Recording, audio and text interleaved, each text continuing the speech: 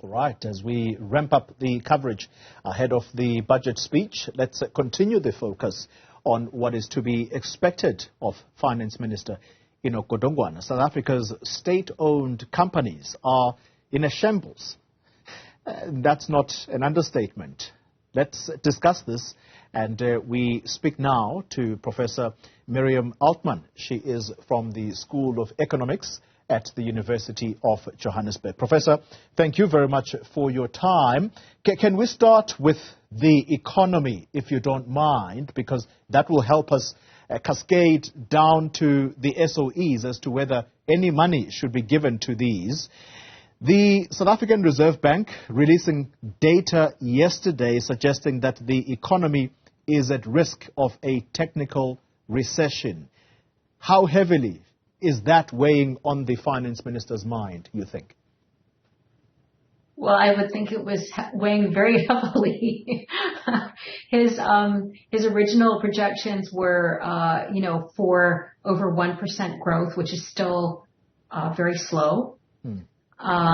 Now, as you know, the Reserve Bank has taken that down to about 0.3. What you need to realize is that if we grow by less than 1.5%, we're actually stagnating, because it means that we're growing by less than the population growth.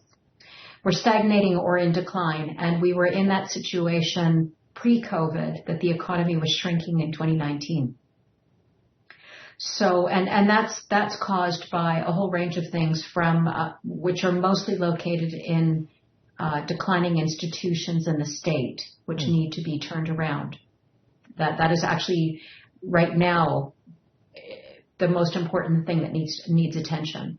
Okay, so if you agree then that this matter of a technical recession is weighing heavily on his mind, does he, or how does he table a credible budget then? Well, these issues are not new. When you have power that is not available for large parts of the day, consistently every day, we've had an experience of, I think it's about 30% rise in business failure. Everybody's struggling. Everything costs more. In other words, firms have to, they're either not doing business, or they're needing to install their own electricity or power system or generator, etc. It stands to reason that the economy would be slowing or declining. The Reserve Bank's data shows that the current load shedding may be robbing the economy of 2% GDP growth. They had previously estimated, when the load shedding wasn't as bad, that it was robbing and I say robbing, it's taking away what would have been a GDP growth. That is, they had said 0.6% more. Now they're estimating that it reduces the growth rate by 2%. Wow. That's pretty serious. Just to give you an idea, in the coming year, if that were true, we could have created, we basically forewent 180,000 new jobs as a result of that. Just to give you an idea, just to translate that into something real. Yeah. And load shedding, I'm glad that you've now moved the conversation there, because that is the albatross around the economy, the performance of the economy. And you have heard the talk around the Minister of Electricity. There was a declaration at the SONA of a national state of disaster on energy. With all of these announcements, Professor Altman, do you think that something has been done, or government is moving with the necessary speed, or all of what has been said is to try and, pacify the South African public, that something is being done? Well, I don't know that they're trying to pacify. What I've often said is, we're in a country where you have free voice. That is not true of many countries, and we should be speaking. So I don't know that, I know that you may not have chosen the word carefully, but pacify is the opposite of what should be happening. People should be speaking, and they should be speaking with knowledge. Now, the main thing that needs to happen is not so much a minister of electricity, frankly, or even dealing with load shedding per se. I'm not saying that's not a problem. The things that have to be done around electricity specifically are very, very clear. As a National Planning Commissioner, when I was one, we issued a number of reports that lay this out and precisely what needed to be done. And that includes everything from, and it's not just the stabilization of Eskom finances, it's sorting out the coal contracts so that Eskom is receiving the kind of coal and the quality of coal that it needs to fire up the plants. What's happening now is the coal destroys the plants. Sorting out plant maintenance, getting bid window 6 back on track. It was stopped. So none of the wind projects were approved. So getting those wind projects through the system, getting the transmission lines out, establishing the independent transmission company that is meant to be on its way but hasn't been quite signed off. As of March, a CEO, a COO, head of generation, etc. at Eskom will not be present or will be acting. So having credible executive leadership and sustained executive leadership that is able to do its job needs to be put in place. To mention a few, those are some of the key actions that we should be watching for. It's not so much is there an appointment of a minister of electricity. If the president wants to do that and thinks it will help, he should go ahead and do it. But the critical issue is whether these items happen.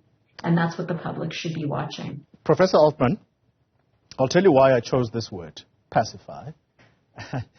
It stems from what the finance minister said at the conference of the ANC in December. And it was around the energy situation. And he said, for me to allocate any monies or even talk about taking some of Eskom's debt, I have to be convinced that there is a credible leadership first at that institution. And Andre de Ruyter is on his way out. An advert to advertise his position only came out recently. The president makes the announcement 2 weeks ago that there will be a minister of electricity. I'm saying all of this, what has been said, appears to me at least as though it is said in order to make the South African public believe that something is being done. But can you say with honesty that there is a credible leadership at Eskom if the Minister of Finance is to allocate money towards that? Well, as I said, there's going to be a hiatus. So I think what we need to do, again, if I can, I'm kind of repeating myself, but which I'm happy to do. But, to Enoch Godongwana's credit, if I can say, number one, when he refused to put money to diesel, many people were angry. But you know what he was saying, or what my understanding of what he was saying was, we're not opening the kitty mid-year. The budget process is a serious process. Get your act together. I'm not handing over billions of rand because you couldn't sort yourself out. He was actually right to do that, and Eskom did find the money for it. But it was a really important thing that he did, because we keep getting unfunded items popping up, which are destroying the fiscal framework and making it impossible to get to some kind of financial stability. Just to say, as angry as we might have been with him at that time, I think people need to understand that that was my understanding of what he was doing. Yeah. When he says, yeah, we'll take over the debt, but it's in return for certain improvements in governance. And that has to start with the capability of people. It always has to start with the capability of people and who are in leadership. He is absolutely right. What I've listed is not so much, like I say, if they need a minister of electricity, they should do it.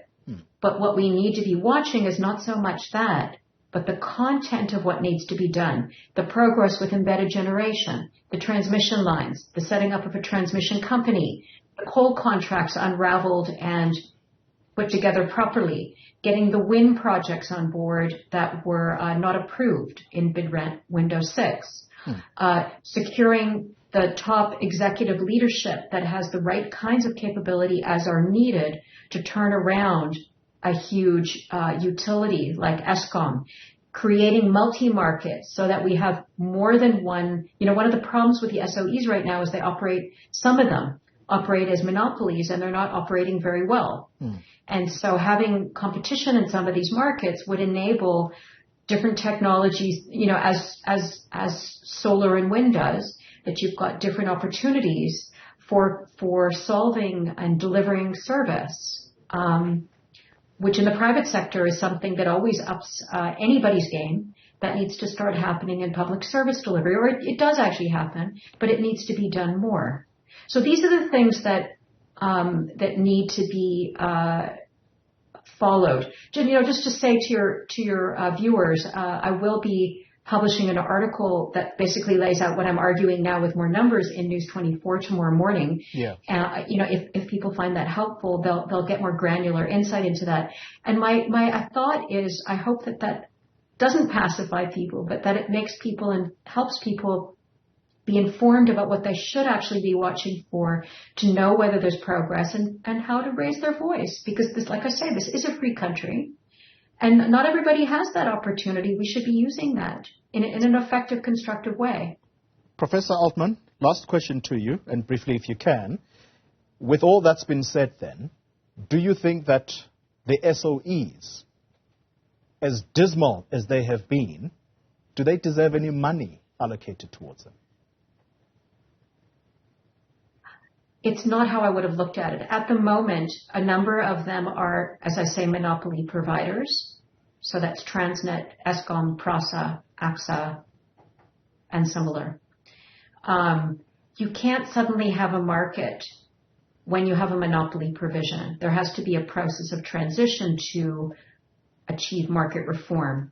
Those entities, therefore, need to be turned around. It's not the issue just of funding them. They have to become functional so that service is delivered while we are looking for longer-term solutions. So it's not just the issue of funding. They have to have performance improved. And that is what we should all be driving towards. Professor Miriam Altman, let me thank you very much for your time.